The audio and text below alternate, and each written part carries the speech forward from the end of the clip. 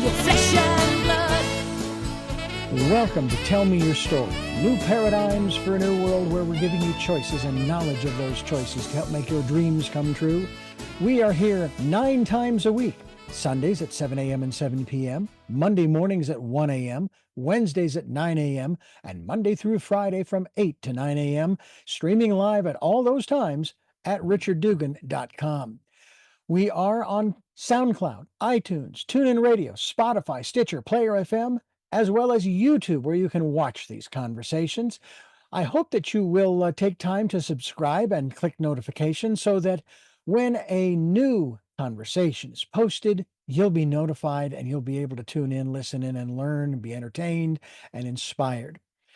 A reminder that Choices, which is my book, 5 Steps for Life, it's available on Amazon.com in paperback, hardcover, and Kindle with Audible, soon to be released.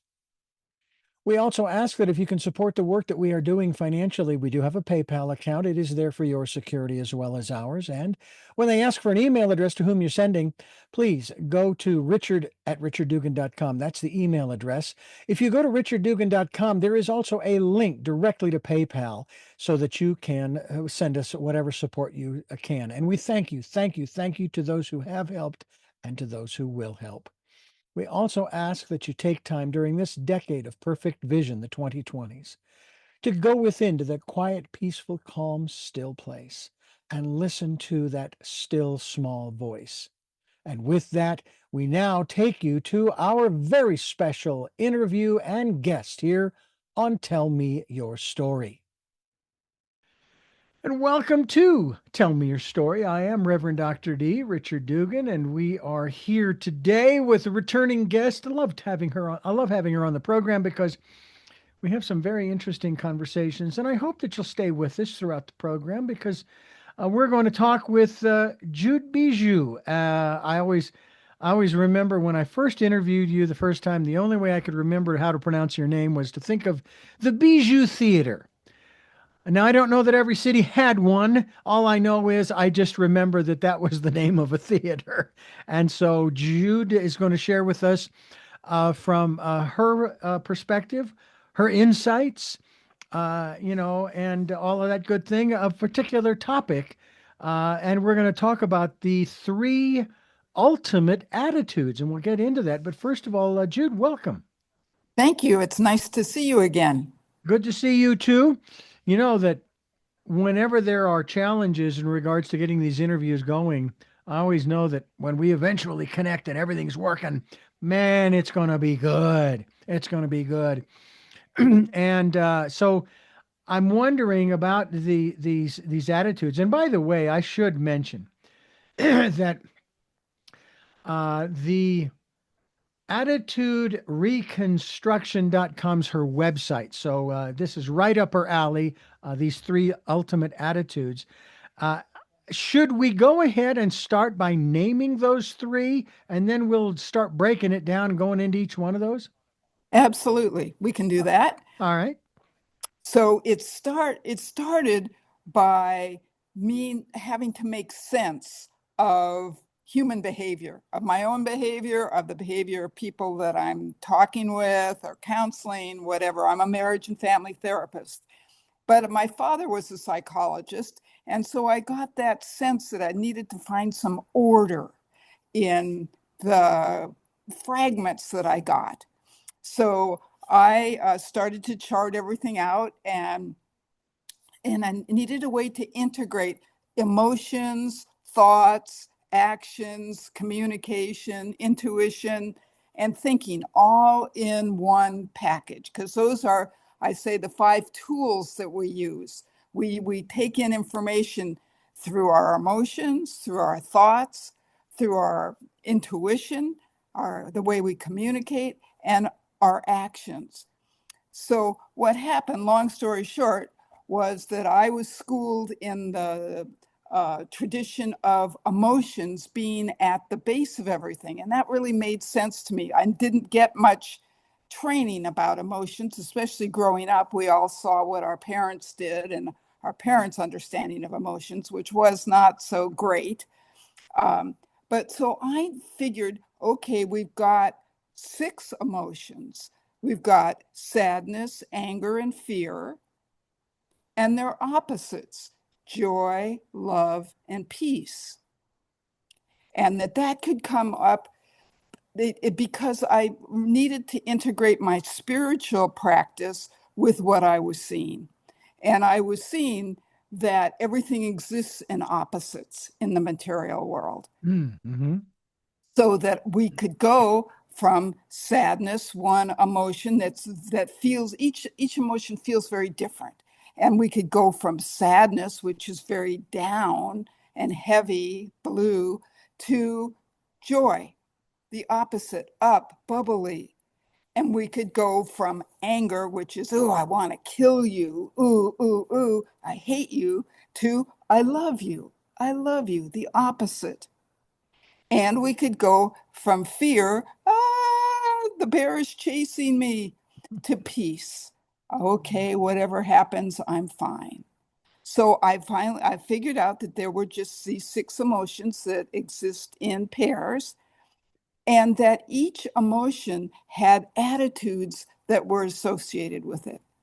And what had happened was that I realized that when we're talking about the emotions of sadness and joy, what we're doing is um, when we don't express those emotions cleanly, when we don't cry enough because of all those messages that we got about crying, we turn it into ourselves, against ourselves, and we start to feel crappy. I'm unworthy, I'm unlovable, I'm never going to accomplish anything. We feel down on ourselves when we feel sadness. Now, this isn't a sadness for from specific events like losses and hurts. Those naturally evoke sadness. But when we don't cry enough when those events happen, we start to turn it onto ourselves. And what we want to do is we don't want that's not feeding us to feel bad about ourselves. So we want to do the opposite. We want to go toward feeling great about ourselves. And this was the first ultimate attitude. I am whole and complete. I am just fine, warts and all. Mm-hmm. And this was the first ultimate attitude. It had to do with ourselves. And that's what the emotions of sadness and joy are associated to. Because when we have a little kid, they are full of joy. You go and you talk to that little child and say, and how are you today? I'm wonderful. I'm the best. I'm great. They don't have all of that crap that we got. Oh, I didn't do this enough. Oh, I failed this class. Blah, blah, blah, blah, blah. They naturally are full of joy before we get those messages that say, don't be so happy. Don't be so, la, la, la. The world is serious. And so we got away from that joyful feeling, and we took all those messages that we heard from other people. Yeah, you're not good enough. You blew it. Oh, she's prettier than you are. And pretty soon we were feeling down on ourselves. And so the first ultimate attitude is we've got to get that we honor ourselves, we love ourselves no matter what. Mm. And this is a tough one. Yeah. So do you Yeah. want to jump in before I talk about the other two? Yeah, I'll do that. And what I also find interesting, and something that I do want to mention to our listeners, and that is that it is never too late to change your attitude. It's all about choice. When you hear the phrase by people, uh, "You make me feel," whatever Ye- it is. Yes. Well, as frustrating as it might be for the person who says that, to hear, "No, I don't make you feel anything. You are choosing to feel however you're feeling." I like what you mentioned about kids and things happening and so forth. And I was thinking, I don't know why it came to mind. I took a class in college in psychology, and at the end of the semester, I I got a C. All right. Average. Okay. Just an average grade, right? But it didn't matter to me because I was fascinated by the course. For whatever reason, I didn't do as well as, the grade showed, but I still had fun with it because it was interesting to me. And then, of course, years later, I went to work for this Christian station. And in addition to learning a little bit about broadcasting, sociology, psychology, comparative religions, and the list goes on, human behavior, and on and on and on. So it was when I look back at that semester, I just think, wow, okay, so what if I got a C? That means nothing because what I took away from that was I learned a lot about the different philosophies that are out there. And that's really what we're talking about here is making those kinds of shifts. We're talking with Jude Bijou, and again, her website is attitudereconnection.com here on Tell Me Your Story. We're going to continue. Attitude Reconstruction. I beg your pardon. Attitude Reconstruction. That is the website, and you are listening to Tell Me Your Story. I am Reverend Dr. D. She is Jude Bijou, and we are talking about the work that she has put together in regards to the three ultimate attitudes. And in one sense, you could say there are six, but when we say three, there's shall we say, the pro and the con, so to speak? Destructive versus constructive. There we go. Constructive versus destructive. Again, just a reminder that we want you to go to her website. And once again, that website is attitudereconstruction.com. Attitudereconstruction.com. Let's pick up where we left off there, Jude, and we were getting ready to talk about the other two. All right. So we've got the first one because, as you've just pointed out, each attitude has a constructive half and a destructive. But the first one is about yourself. Am I viewing myself positively and giving myself all of the kudos that I deserve? Or am I being judgmental on myself and being down on myself and being just not kind to myself? That's the first one, is about ourselves. And that, when we work on it, because I really like the point you're making, because we can change our attitudes that we picked up along the way. So the second attitude has to do not with ourselves, but our relationship to the external world, to other people and things. So sadness and joy about ourselves. Anger and the opposite, love, is about our relationship to our world. And when we are in a destructive attitude about other people and things, we're judgmental. We're not accepting. They shouldn't do that. They shouldn't be like that. They're scum. They're, negative stuff. And we listen to them through our own judgments. And so it's like, oh no, they don't have that right. And we tune out. So that's what the destructive half is, where we are not accepting other people and things. It's non-acceptance. It should be different. And the opposite of that is we accept people and things. Now, that doesn't mean we have to agree, but we have to accept that other people can view things in another way that is equally valid for them. And it's really funny too, because we've got a system in this country, and I know this is actually more than here. It's globally in many instances, where whether you're speaking from a religious standpoint, economic standpoint, political standpoint, there are certain groups who might have a mentor, a facilitator, a leader, what have you, who seems to have codified the philosophy for that particular, we'll call it, institution. And it's almost as if everybody is to follow lockstep behind that philosophy, exactly as it is laid out. And I will tell you that one of the things that gave me hope for the future of mankind, It was back when I was at that Christian radio station, and I would speak with the people I refer to as the laity. They weren't all Catholic, they were Protestants, but for a term. And what gave me hope for the future was the fact that as I conversed with these folks individually, I found out that each one had a little different slant on the philosophy that whether, oh, I'm an Episcopalian. And of course, there's that overall philosophy, but I believe this. I interviewed a gentleman who is a born again Christian, Bible believing evangelical who practices out of body experiences.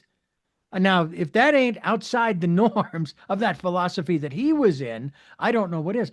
But that's what gave me hope that these people didn't give up their individual perspectives, even though they would attend and join, hand in hand, arm in arm, what have you, singing of the hymns and the prayers and so on and so forth when they would go to worship services or temple or wherever it was.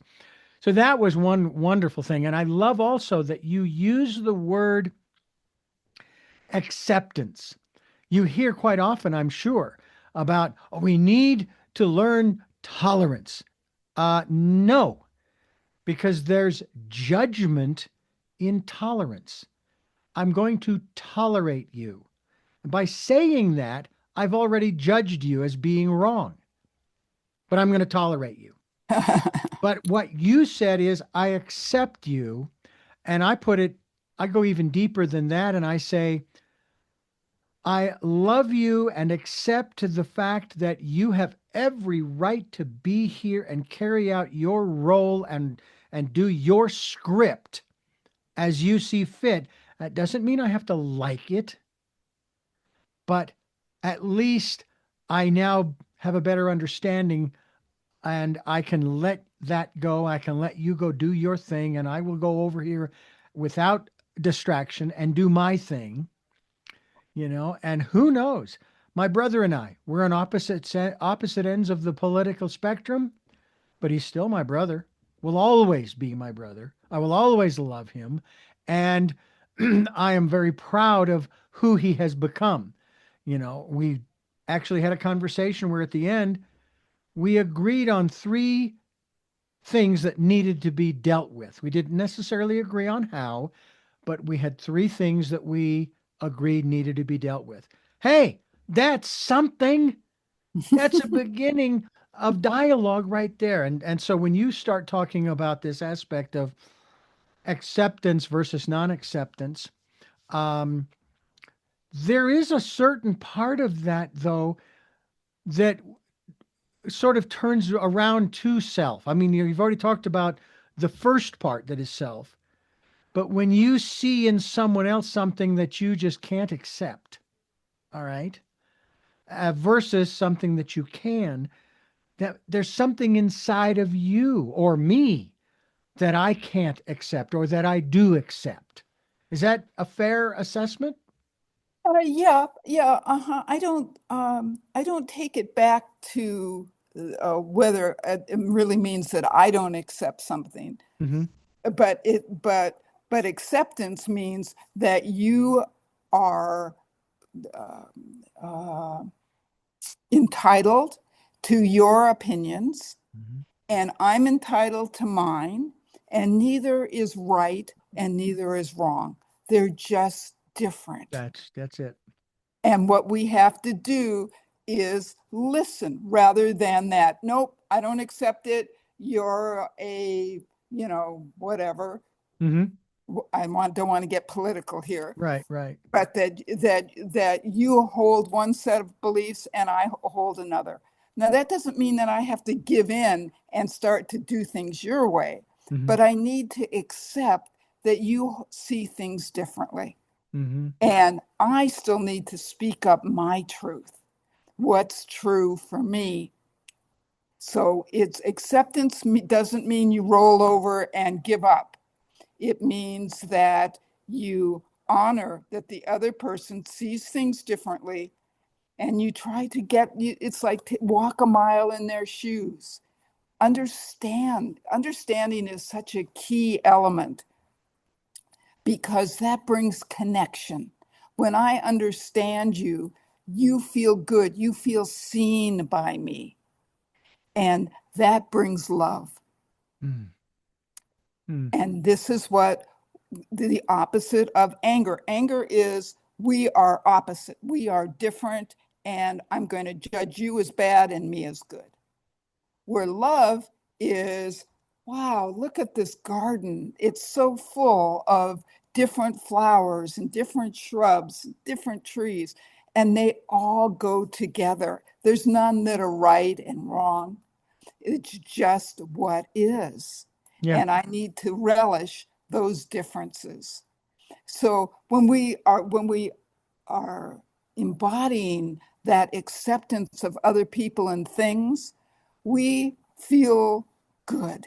Yeah. We're not, there's not that angst. I'm trying to control what's not in Yeah. my purview to to be in charge of. That's that person, and they have their life to live, and I have mine. Yeah. Because it is, we have a choice. I can believe this or I can believe that, and I happen to think that we're going to be better off if we hang out with the ultimate attitudes that are about accepting differences and working with them rather than we're on separate sides of the cage for the fight, and somebody's got to win and somebody's got to lose. Yeah. No, we just need to understand each other and work together. And this is what happens when we come from a stance of love and acceptance and any kind of mediation. I have to hear your truth and you have to hear my truth, and then we have to put it together. Yeah. That's the way for love to flourish. Yeah. Not, I'm going to slam you down until you give up and do it my way. That Yeah. that brings a lot of anger. Maybe I've taken care of the dissonance that's around and the people, but I haven't gotten that feeling, that inner feeling of love, which is what we want. We Yeah. want to feel good, expanded, and see that bright sun and go, yes, not, no, I don't like this and I don't like that and I don't like this and man, yeah, judge, judge, judge, and all of that kind of stuff. Selfishness, oh, I want it my way. No, no, no, no. There's room for all of us here. Mm-hmm. And that's the second ultimate attitude, so that we work from a stance of acceptance of other people and of things. Yeah. And so we might not like politics, but we go, all right, it will pass. What can I do? So it's Mm. not pointing my finger at the opponent and saying, you're wrong. It's going, this is the way I see it. And this is what I would like the goal to be. Mm-hmm. So we're working together when we accept, Yeah. because we've got that good feeling that I'm here to honor you and you're here to honor me, and we can work together. The hard part, I think, for a lot of folks, and myself included, is observing those who have chosen to follow and become sort of they've been pressed by a cookie cutter of a leader. And we've seen this down through history, and especially in the 20th century in particular. And the first real example of that, of course, was, I think it was, I want to say 1973, but it was in the early 70s with Jim Jones. And he flew a bunch of people down to, I think it was Nicaragua. I believe that was correct, or maybe it was Guyana. In any event, South America, Central South America. And they all just agreed, this is what we're going to do. And over 900 people were gone. We've had it happen in the latter part with, I can't even remember the guy's name, but it was a comet that they were following, saying that there's a spaceship that's coming along with it that's going to pick us up and take us all away. Hale-Bopp was the comet name. And we have that in all different areas. I mean, some would even say in the philosophical or religious realms, we have that too.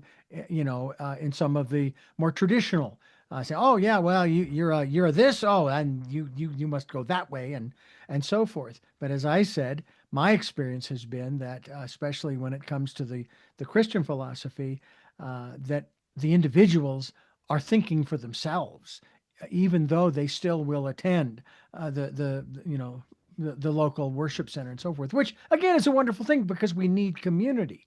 We don't want to set up divisions because we're all here together. I mean, if we weren't meant to be together, we wouldn't be. I have often said that there are certainly sufficient planets, Class M planets in the universe, that at this moment we have about 8.5 billion people.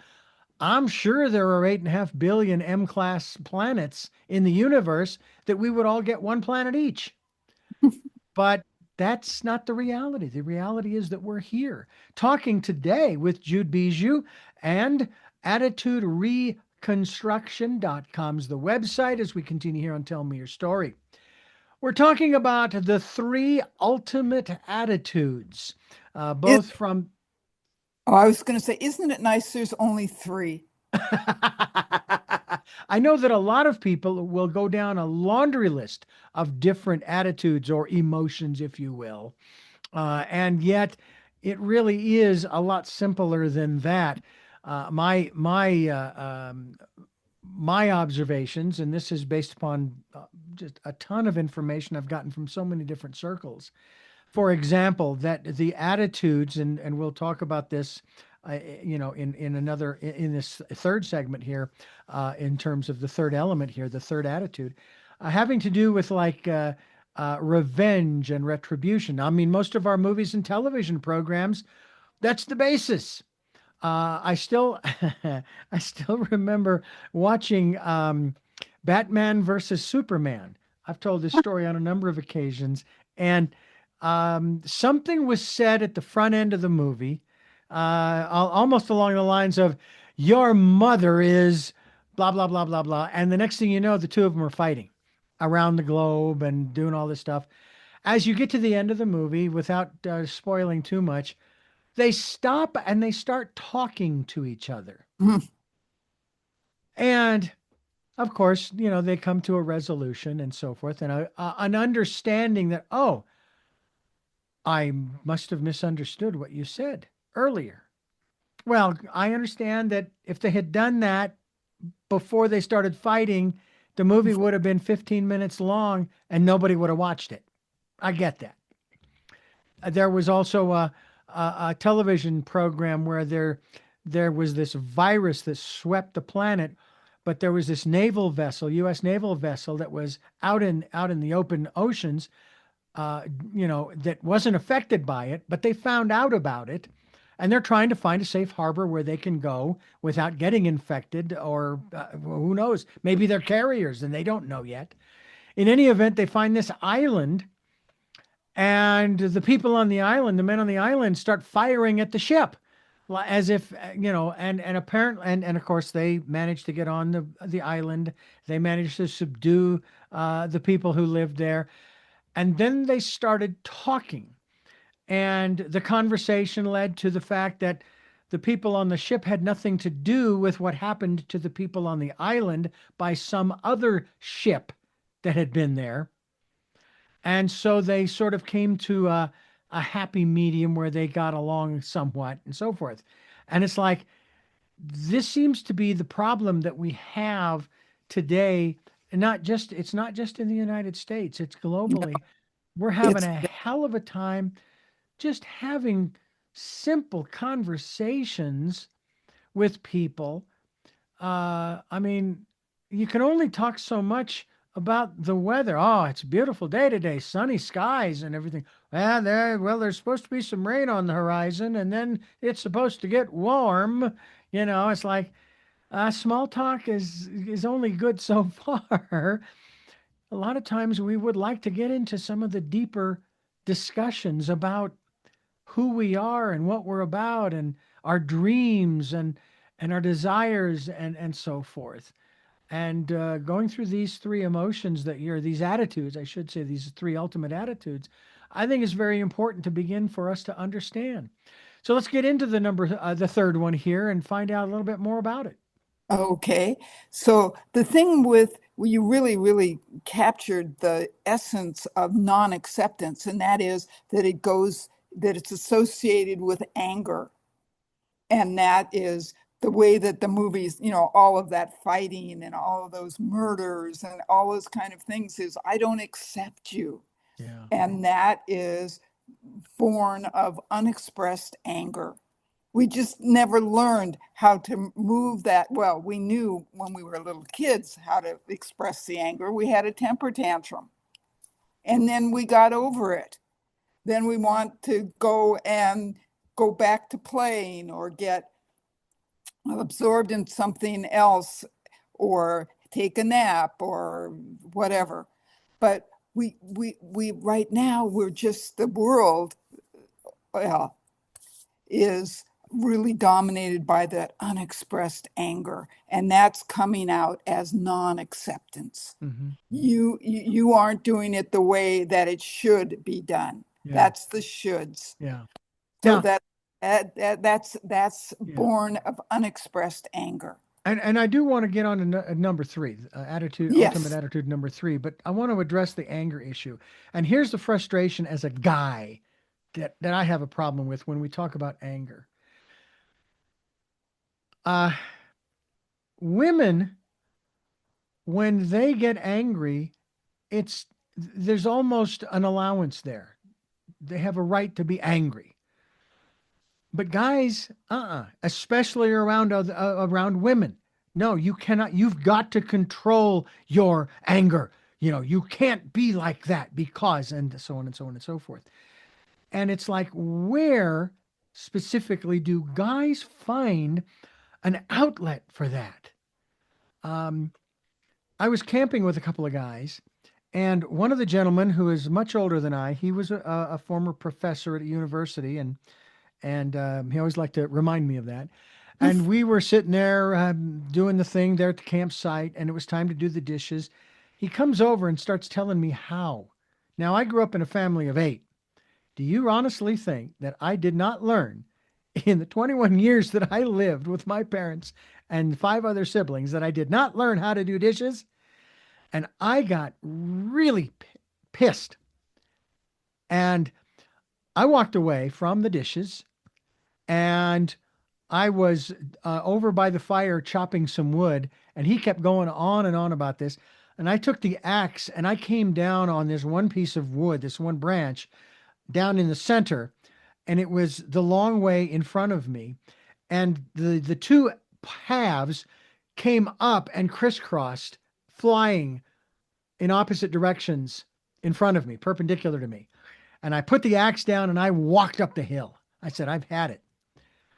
And I go up the hill and he followed me. And he says, you do know that I was in the Vietnam War and you activated my PTSD. And I said, I don't care.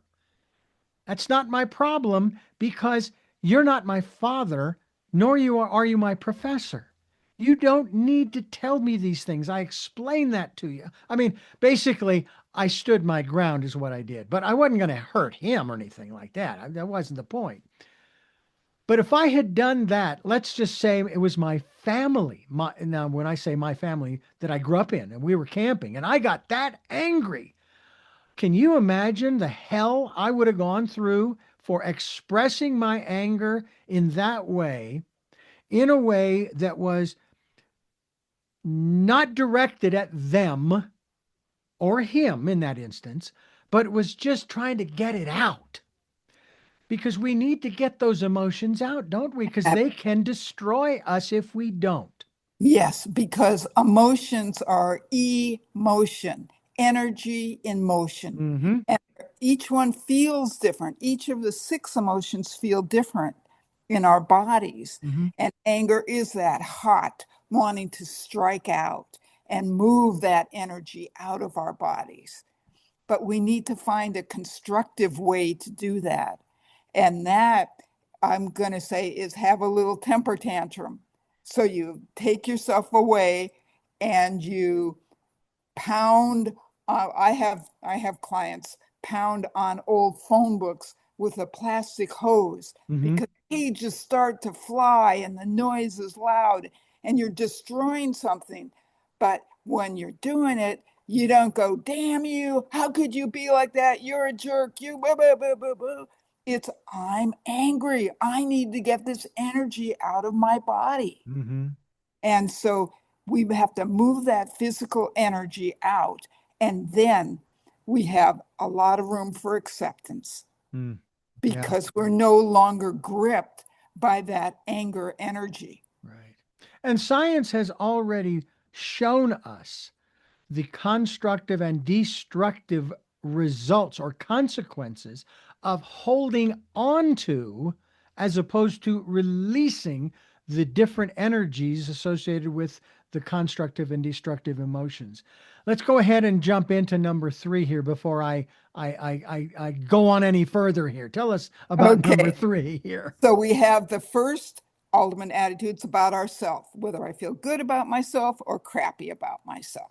The second one is how I relate to the world, to other people and things, and I either accept them or I don't accept them. The third one has to do with time. And where is our time? Where is our attention? Is it in the present, which will make us feel peaceful, or is it in the future based on the past?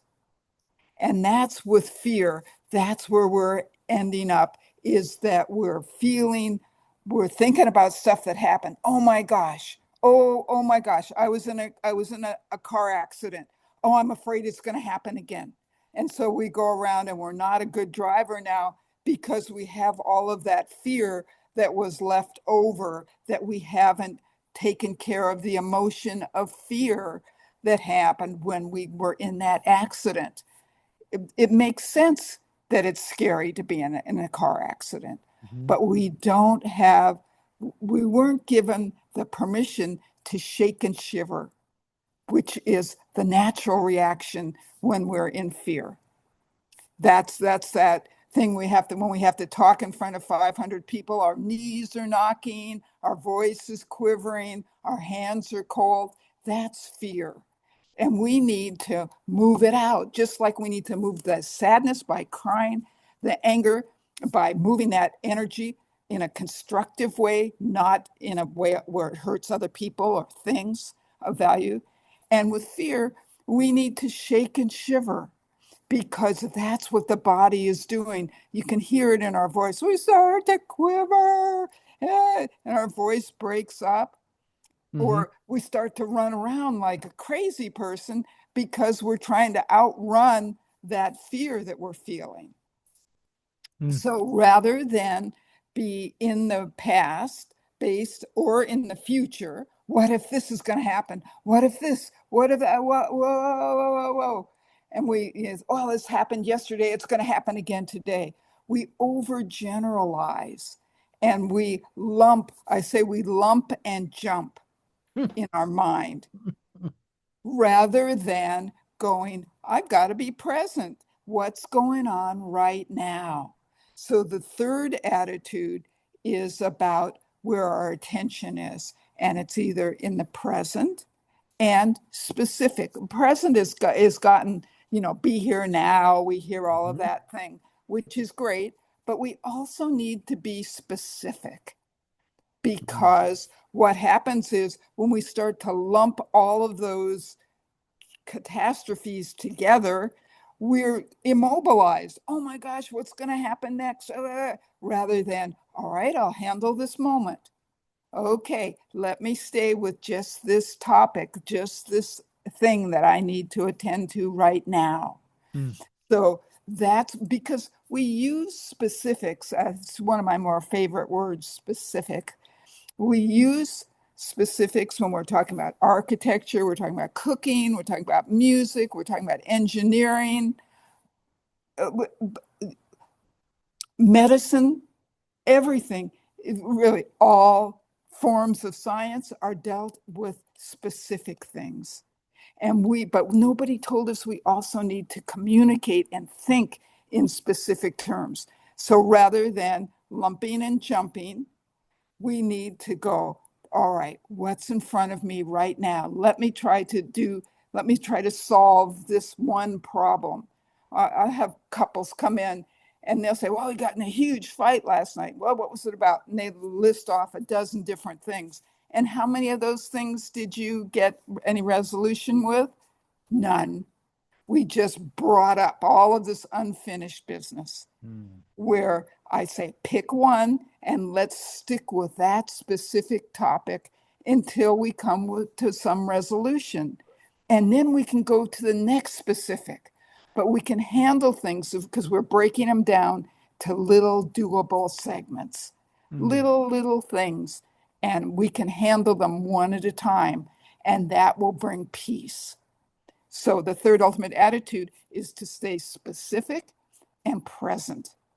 And the opposite, of course, which will take us more into the fear, is when we overgeneralize. We lump everything together with those always, nevers, everybody, nobody, all of those big overgeneralities are confusing. And you can't really figure out what the person is wanting to talk about because they're talking in vaguities rather than specific. This is the topic I want us to talk about. Will we get married or won't we get married? Okay, that's the topic. But it's not about your bad habit with the dogs and you don't take them out very well and you say you'll do things. And it's like, no, we're just talking about whether we're going to get married or not. They stay specific. And so I have to keep bringing people back to, no, we'll get to that topic afterwards. But right now, we've got to stick with this specific topic so I can hear you, you can hear me, and after we both feel understood, we can put it together and come up with our best solution. Yeah. So that's the third attitude. It has to do with time, present time, staying specific. So it's almost along the lines, I'm going to sum it up this way. The inner life of self, the outer world, and time. Yes. I love the concept that one of my guests, his name is Billy Mandarino. You may even know him because he lives in Santa Barbara as well.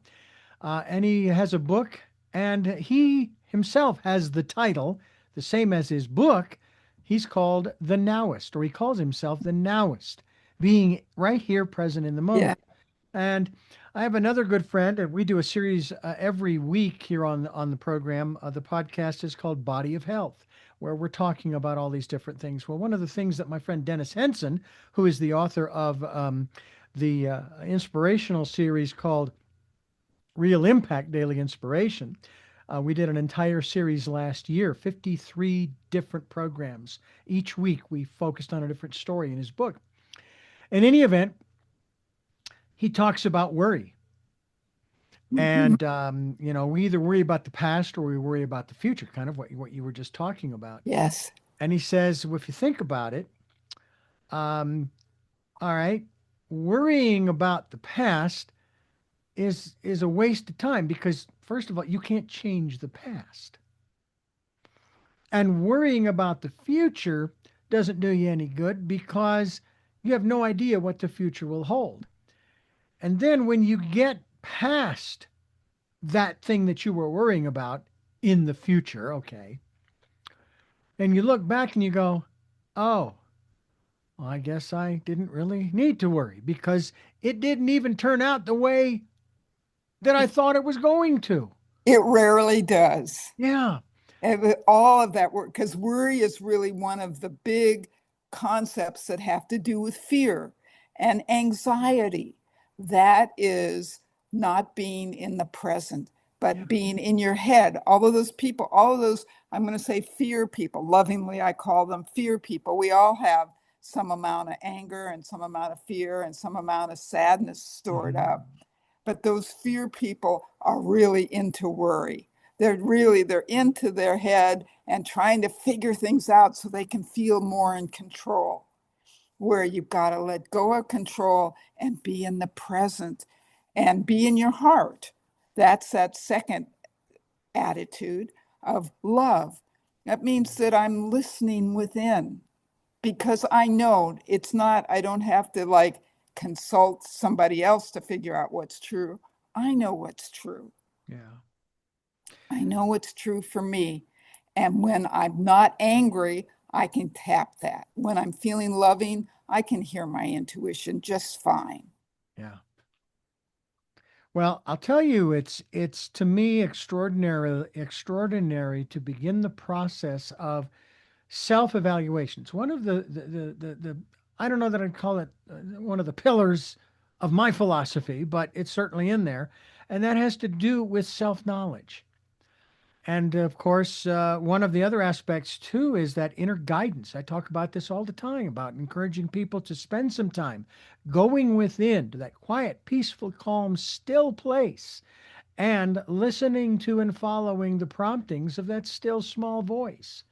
I And was if, just, go ahead. yes, well, and I'm going to say, if you can't hear, because I hear that often, I don't know what my intuition says.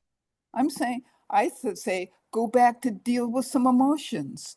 That the unexpressed sadness and anger and fear is what is keeping you from hearing what you really know within. Mm-hmm.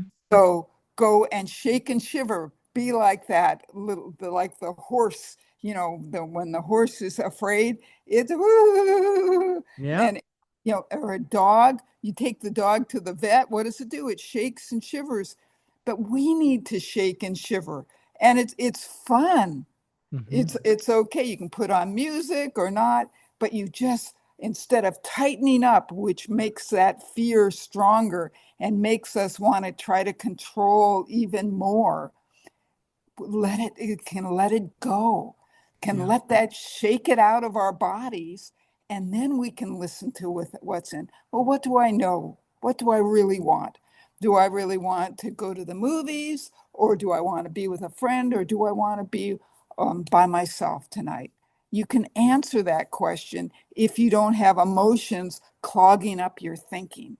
Mm-hmm. So when you can't hear, take a time out, maybe have a little cry. Oh, I know I've been needing to cry for a long time. Okay, have that good old cry. Put on that sappy music or whatever, but move that energy. Yeah. It's just an emotion, no big deal. But while you're taking care of the emotion, while you're expressing it, don't think those destructive thoughts. Yeah. Don't go, oh, nobody will love me. No, I will never find my soulmate. That's not good crying. Yeah. Crying is, I'm just sad. I need to cry. Yeah. One of the interesting things, my very first general manager, who I am still looking for. I'm almost certain she's still alive today. She wasn't more than maybe 10 or 11 years older than me, and I'm 66 now, so I'm hoping that she's still alive. Jean Joins is her name. She was the general manager of a radio reading service, and I was just learning the whole broadcast industry. I was just learning through that station. And we're sitting there, and she's going through the training with me of the console and the turntables and so forth. And I was, very nervous and so forth. And one of her techniques was this. She would say, okay, I understand that you want to go over in the corner and you want to have a little pity party. And I'm not saying no to that, okay? But here's what I'm going to ask you to do. I'm going to ask you to focus on what we're doing here, the challenge that's before us, if you will, the problem that needs to be solved. And as soon as we're done resolving the issue, you have my permission to go over into the corner and have your pity party. Well, the beautiful thing about that was that when we resolved the situation, there was no need for the pity party. But she never said no to that. She also shared another insight too, that when you are focused on some of these things, whether you want to say that you're worried about them or whatever the case may be, your focus is on them, past or future, whichever the case may be. The more energy or emotion you put into that particular thing, the more power you give it. And I really put that to the test of working for that Christian station over those 15 years because there were a lot of things that would come up. And still remember a period of roughly 5 years. And this is just for me, ladies and gentlemen. Okay, I preface it by saying so. I give you that disclaimer. This is mine. Took me 5 years to release the aspect, the philosophy that there was a hell and a devil, a literal being who was going to take me down into the bowels of the earth, if you will, and burn for the rest of eternity. All right. As I said, that's me. I'm not putting that on anybody else. That's not my intent. It's to explain the fact that the more I thought about it, the more energy I put into it, the more scared, if you will, more fearful I became. And it's like, I can't live like this. This is ridiculous. I'm sorry, but I'm not going down that road anymore. It's also the same thing that I dealt with in the 80s when I was going through personal growth programs. And we were dealing with back then, we were dealing with the issue of victimhood. Okay. And we traversed this particular path from the 80s into the 90s. We went from victimhood to codependency, and eventually we reached independency and then interdependency. We realized that yes, we are individuals, but we are connected to one another. And I really thought that we were done, especially with the victimhood. But then it it reared its ugly head, 11 years ago. And it's like, no, I won that game. I don't play that game anymore. Do you help people to try to stop playing those games, as I have sort of put it? Because there is no real winner at the end of that game. There's only losers. That's exactly right. It's all about this is my territory. This is my responsibility is to make myself feel joy, love, and peace. I'm not going to get it with more money or more fame or any of those other kind of things. I'm going to get it because of my own inner work. Mm, And that's why when we're communicating, we have to stay in our own backyard. That's talking about what's true for us, our I. But what we do instead, because of that anger that we have not expressed, is that we're youing people. You don't do that. You do this. You're like this. You let me tell you what I see you doing. Let me give you advice, which is waste of time. mm-hmm. Waste of time. What I need to do is make sure that I've got those attitudes that are enlivened, that I'm feeling good about myself, that I'm accepting you, that I am being present and specific Yeah. rather than the opposite of trying to get other people to change. Yeah. Forget it. Mm-hmm. Forget it. It's all about my job is to take care of myself Mm-hmm. and not selfish, but so then from that point of being integrated into myself, then I have something to give. Yeah. Otherwise, I'm giving, but I want something back. Now you have to listen to me. No, I'm just listening. I'm just listening because I want to understand you. Mm-hmm. Yeah. It's interesting, and it was funny when we were talking about number two, attitude number two. The what flashed into my mind was the founding of the 13 colonies and why they came here in the first place. And the reason I bring it up is because I don't know how many hundreds or thousands of people there were who left England to come here in the 16 and 1700s.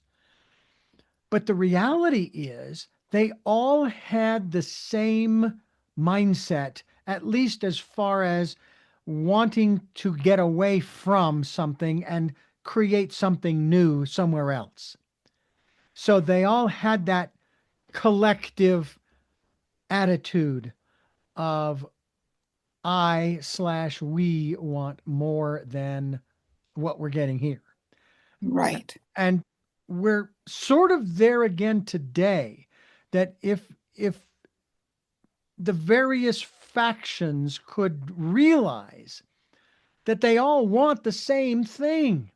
They all want the same thing.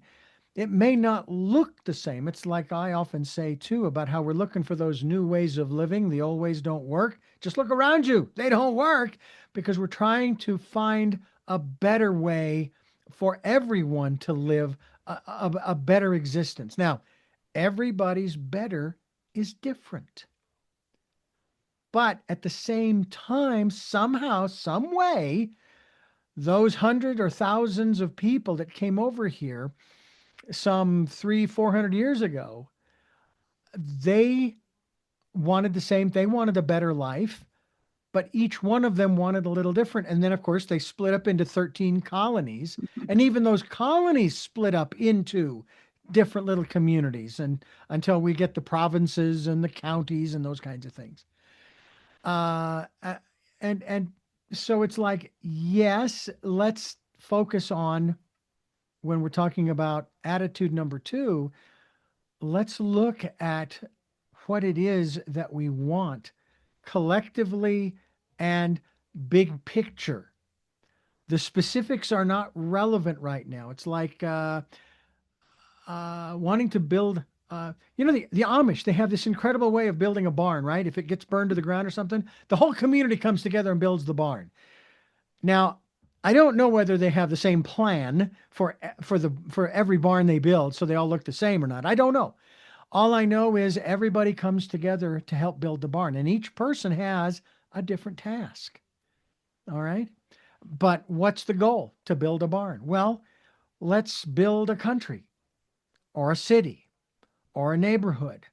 Or in the case of my wife and I, who just moved to Twin Peaks, let's not, let's build a home out of the house, the structure that we just bought. And we're doing that. And I like what you said at right toward the beginning, and that is that we have a choice, Mm-hmm. because I could really have these tapes that go on in my head about what a terrible person I am and nobody loves me and all that kind of thing. But I can change that. That went in because I didn't cry enough and I heard so many negative messages about who I was. Mm-hmm. I started to take them on. But I have a choice. I can say, enough of that crap. What I want is to feel good about myself. I Mm. want to appreciate what I do every day. I want to see that I'm whole, and I want to not judge myself. And I want to speak up when I need to speak up. Those are the kind of qualities that we have a choice. I can either go, oh, well, there's nothing I can do, and go along with it and go, rah, rah, rah, rah, rah. Or we go, no, I need to make a stand here and very lovingly say our truth, say what we want, how we see something. We have a choice at every moment Mm. about the thoughts that we think, the ways that we speak, the actions that we take, how we handle our emotions, and whether we use our intuition or not. We have that choice, and that's our job. That's our real job, is to make ourselves feel good about ourselves, feel good about the world, feel good about the moment. Yeah. And that it's a minute by minute choice, but it's a worthy endeavor. Absolutely, it is. Jude Bijou is my guest here on the program. We're talking about the three ultimate attitudes. Attitude Reconstruction.com's the website. She has a book by the same name, and we certainly hope that you'll go to her website, check that out. It's available, I'm sure, at Amazon as well. I asked this question of most all of the guests: is the book available yet in Audible? No, it's not. No. And the best way to get it is, because I've had some trouble with Amazon, is to get it through my website. Because what when people get a used book, you could be getting a previous edition of the book Ah, where I took out all of the, I had this lovely, lovely editor finally came along, and we cleaned it all up so that it's really easy to read now. It makes so much sense. Mm. But if people buy it as an Amazon used book, they don't know what they're getting a hardbound. Now, that was years ago. And right now, what is so pristine, it's easy to read. You pick it up, it's like a manual. Oh, I've got, I'm feeling purposeless. I don't know. I think I'll work on my goals. You go to the goals section, because I have also in the book 33 bad attitudes, nasty attitudes. And on each on 2 pages, it can identify the problem and give you practical solutions.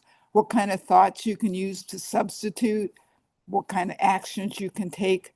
So you can use it as a handbook. You don't have to go from the beginning to the end. If I want to learn to communicate, I go to the communication chapter. It all stands on its own. Mm.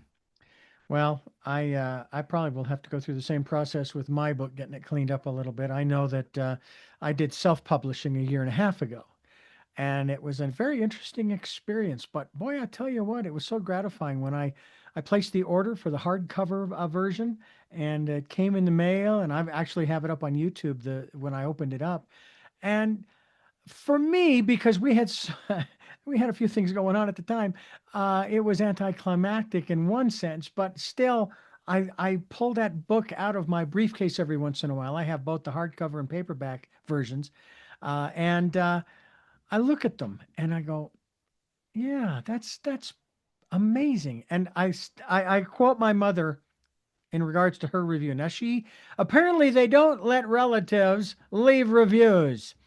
But she sent me one via text, giving me first congratulating me. But she said, I learned things about you I always wanted to know. Mm. And I thought, well, that's pretty cool. She gave me a couple of suggestions that I did utilize because I thought they were good suggestions.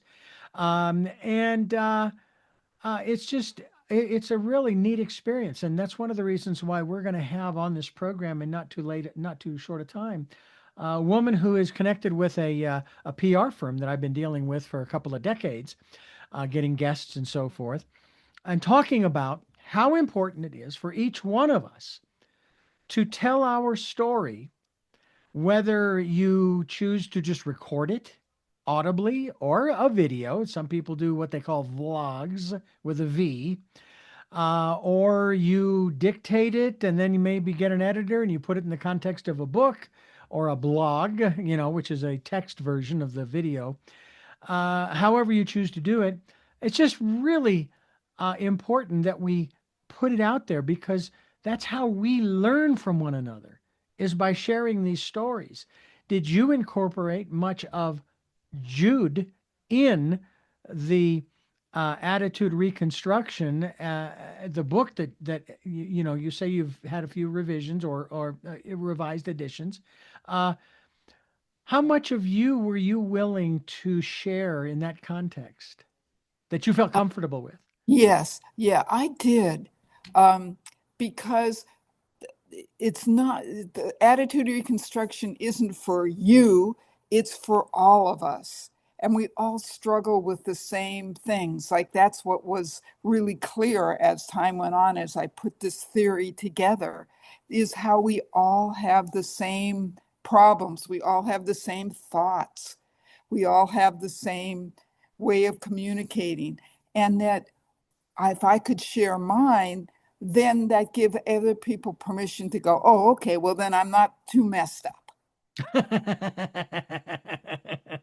Yeah, Oh I'm yeah, not alone. I'm not alone. I'm not alone. I'm not alone. That seems to make a big difference to a lot of people. They don't want to feel as though they're the only ones going through it. And if they could find someone else, and it's not because misery loves company or that, they're looking for someone to commiserate with. It's because as I like to put it, we all experience exactly the same emotions. The difference is the intensity of those emotions associated with the individual stories that go along with them. Mhm. but we're all experiencing those three attitudes, the constructive and destructive versions therein, and so forth. And we all have the same emotions. Yeah. We have different amounts, but that they're universal. That's Yeah. what this is really a theory of human behavior, because it doesn't matter what country you live in and what environment you grew up with. It's we still have the same six emotions and we still have the same kind of thoughts. Yeah. Some cultures have a lot more of certain kind of thoughts than others, but that's just individual differences. Yeah. But we're all the same. That's what you're really saying. Yeah. And what I have concluded as well is we all are governed by the same chemistry, the Hmm. same synapses, and we have a choice. As Carl Sagan is so aptly quoted as saying, we're all made of the same stardust, Yes. you know? And I love that concept as well. Jude Bijou, my guest. AttitudeReconstruction.com is the website here on Tell Me Your Story. I am Reverend Dr. D. She is Jude Bijou. And Jude, I want to thank you again. This has been a lot of fun. I enjoy these kinds of return visits with new conversations, and I'd love to have you back again in a month or so to have another discussion. We do the same thing with our good friend Lumari of Lumari.com, where we have her on every Wednesday, and we have a particular topic that we talk about. I mean, it's just I'll even maybe go through a thesaurus. We talked about that word before. So I go to the thesaurus and find another word that actually may be an expanse of the word that we started with maybe a month or two or three ago. So it would be kind of fun to be able to do that. And I know you have lots of different directions that we could go, and I'd love to invite you to come back. It'd be my honor. It's always nice to spend an hour or so with you, Richard. Well, thank you. Thank you so much. And I thank you so much for being a part of what we're doing here. I want to thank you for listening to and watching Tell Me Your Story, New Paradigms for a New World, where we're giving you choices and knowledge of those choices to help make your dreams come true. Sundays at 7 a.m. and 7 p.m., Monday mornings at 1 a.m., Wednesdays at 9 a.m., and Monday through Friday from 8 to 9 a.m., streaming live at all those times at richarddugan.com. We are on SoundCloud, iTunes, TuneIn Radio, Spotify, Stitcher, Player FM, Blueberry, iHeartRadio, Amazon Music, and that's our podcast. But we're also video casting on YouTube and Rumble to start with, and we're expanding that as well so that more people will have an opportunity to hear what we have to share and hopefully maybe incorporate some of these aspects into their lives. That's really the main goal. And I remember writing in this little questionnaire that I'm working on the question having to do with what was the first of 5 steps in choices, 5 steps for life that you think most people have the most difficulty with. Well, it's step number 1, make a choice. Most people don't know. But here's the beauty of these programs it gives you all kinds of different choices. And that's why I say we give you choices and knowledge of those choices. So we go into explanation for an hour, hour and a half, what have you. But here's the interesting thing. Even if you don't cotton to this, even if you just completely disagree, guess what? You can't unhear it. Kind of like when you've seen something that you wish you hadn't seen, like mom and dad in the bedroom doing whatever it is. You can't unsee it. You can't unhear it. You're going to have to deal with what we have been talking about someday. And it may not be today or tomorrow or next week or next month. But someday, a light bulb is going to go off, a switch is going to flip, and you're going, I remember a couple of people were talking about this some time ago. I remember hearing about this. And all of a sudden, guess what? The process begins. And that's why when we encourage people, Jude, to come to our smorgasbord table, because we just added more to it from this with this program. And we ask people to come and partake. If it resonates with you, please partake. But come back and maybe try something that before didn't resonate with you. But since you've tried this dish over here, all right, that you liked, maybe you might find over here this one that you might like too, and consider the possibilities therein. And that's really what it's all about. We also encourage you to go to Amazon.com and get a copy of my book Choices: 5 Steps for Life, available in hardcover, paperback, and Kindle. And if you can support us financially, we would be gratefully appreciative. We have a tip jar. We call it PayPal.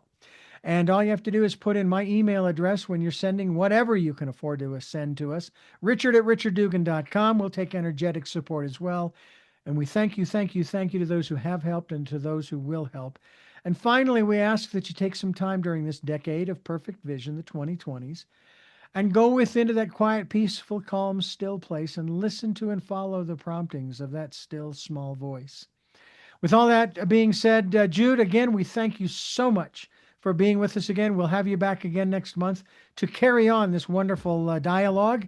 And until our next broadcast, podcast, videocast, love to Lal. Jeanette, I'm still listening. Dad, continue to be happy because I am.